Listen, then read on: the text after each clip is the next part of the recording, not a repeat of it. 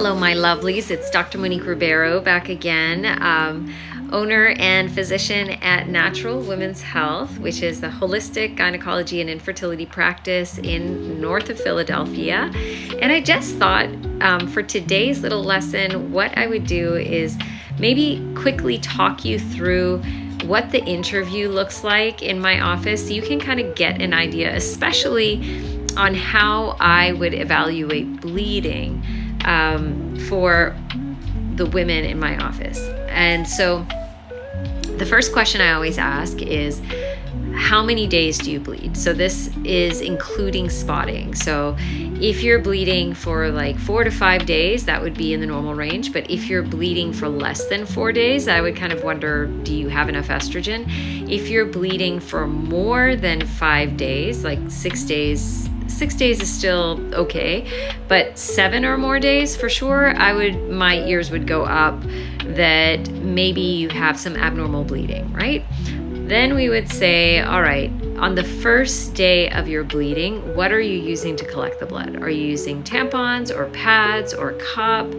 And so if you're using a tampon, is it a regular tampon or a super tampon or an ultra tampon? So an ultra is like using 3 regulars, a super is like using 2 regulars, and a regular obviously is like using a regular. So if you are filling a regular tampon in 1 to 3 hours, that would be considered very heavy bleeding, and very heavy bleeding is not normal. If you fill a regular tampon in 4 to 7 hours, that would be heavy bleeding. Heavy bleeding is normal. 8 to 12 hours would be moderate bleeding, and then 13 to 16 hours would be light, and then spotting or smearing is just very light. So most people, when they're having heavy bleeding or abnormal bleeding, they're at least using a super tampon.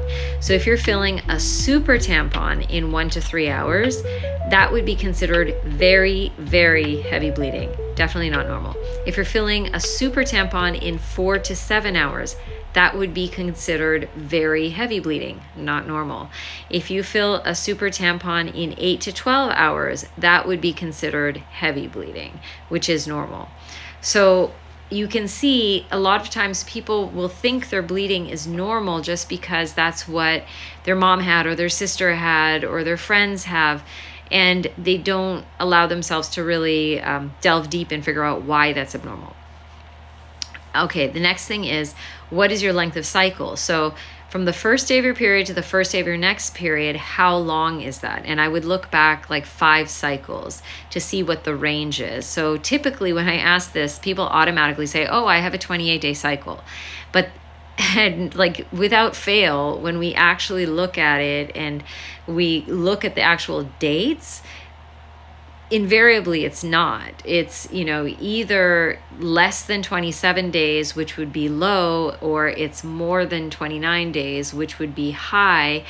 And so normal is 27 to 29 days, and that's normal. If it's less than 27 days, I get concerned about lower levels of progesterone. If it's more than 29 days, I get concerned about PCOS, thyroid dysfunction, that sort of stuff. So I would, if somebody has cycle lengths that are outside of 27 to 29, I would definitely want to work them up for irregular cycles. If somebody has very heavy bleeding, I would definitely want to work them up for menorrhagia, which is very heavy bleeding. I would always want to check a vitamin D level on people, maybe a zinc as well, because those things can influence progesterone levels. I would definitely want to check an ultrasound. When you check an ultrasound, you want to check that on day 5 to 7 of the cycle. If you check it randomly, it's very difficult to tell if the lining is actually normal or if it's thickened. It's very difficult to tell if any cysts that are present are actually normal or if they're abnormal. So the timing of things is very important. You can't just randomly check estrogen and progesterone levels anywhere in the cycle and assume that it's normal, or even that like crazy day 21 check your progesterone means nothing. You have to check estrogen and progesterone in relation to the point of ovulation. And so stay tuned. I will slowly teach you guys things over time. Let me know in the chat if you would like to hear about what exactly I would do for a very heavy bleeding workup or what I would do for irregular cycle workup, and I will let you know.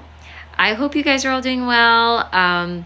Just keep moving forward, keep trying to live your life according to, what God wants for you, and just find the joy, guys. Every day is a gift. Love you all. Take care. God bless. Bye-bye.